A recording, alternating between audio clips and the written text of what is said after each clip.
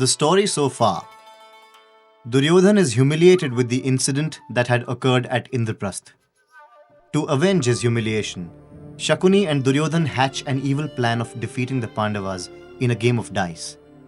They convince Dhritarashtra to support the match and ask him to invite the Pandavas. Dhritarashtra sends Vidur to Indraprasth to invite the Pandavas. The Pandavas agree to take up the challenge and leave for Hastinapur. When Vidur visited the Pandavas and told them about the invitation, Yudhishthir agreed to the offer. Although suspicious of Shakuni's guile, Yudhishthir could not reject the invitation. Yudhishthir loved to gamble, and rejecting the invitation would have tainted his honor. The third reason was that Yudhishthir did not want any unnecessary disputes to arise with his cousins by rejecting the offer. Hence he agreed. Upon reaching Hastinapur, the Pandavas were received with little enthusiasm by the Kauravas. Duryodhan and Shakuni were overjoyed to see the Pandavas accept their offer. After spending the night in their rooms, the Pandavas were guided to the imperial court at Jayant the next morning, which was built specially for the game. Seeing the splendor of the grand court that Maya had built for the Pandavas, the Kauravas imitated the same by constructing the court at Jayant.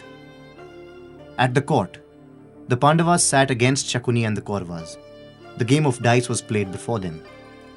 Before the game commenced, Duryodhan announced that he would supply all the coins and gems, while his uncle would roll the dice for him. Yudhishthir protested as assigning a substitute went against the terms of the game and was not allowed. Shakuni, in response, accused Yudhishthir of being a coward. To avoid arguments, Yudhishthir conceded and the game of dice began. The hall in which the match was taking place was filled with audience who held their breath with apprehension. Among them were Bhishma, Vidur, Drona, and Dhritarashtra. They were all anxious about the game. There seemed to be much tension in the air. Before the dice was rolled, Yudhishthir wagered his wealth of pearls, while Duryodhan bet his wealth of riches. Shakuni, the master gambler, threw the dice and won the first match. This made the atmosphere more tense, as people were apprehending the worst. With the first victory, Duryodhan took possession of the Pandava wealth of pearls. The game, however, did not stop. Yudhishthir went ahead to wager his treasury of gold, silver, and fine jewels.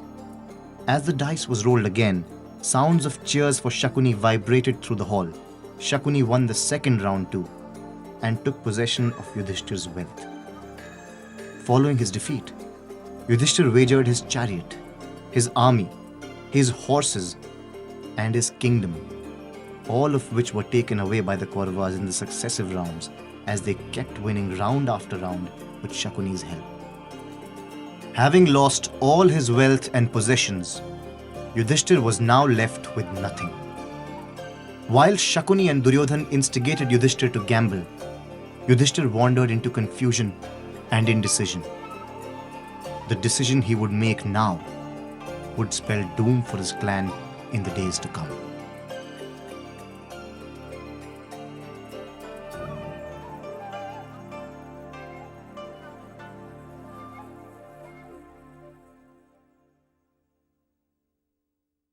After leaving Indraprasth, Duryodhan was filled with vengeance. He burnt with anger every time he thought about the incident that had occurred at Indraprasth. Vasant or Chaitra Navratri is the time for purification of thoughts, a metaphor for the arrival of spring. Each day is devoted to a different goddess.